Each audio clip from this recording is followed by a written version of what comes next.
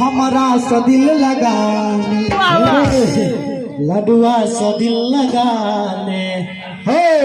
DJ Sanjay Gautam सदिल लगा ले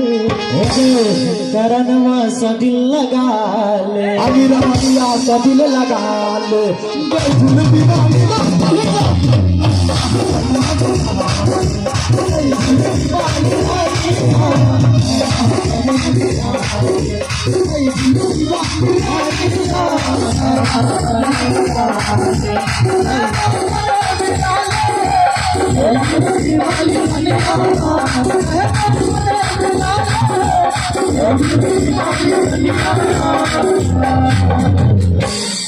कन वॉल्यूम बउआ बढ़ावा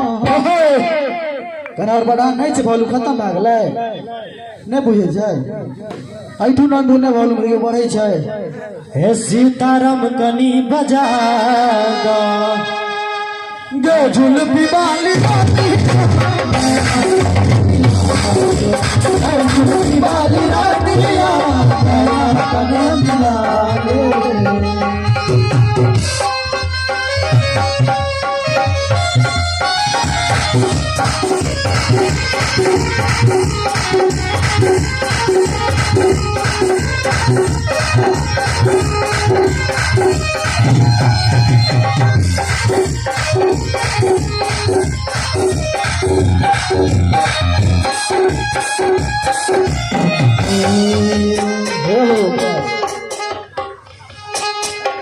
और अखन एकर बाद साइड सॉन्ग छै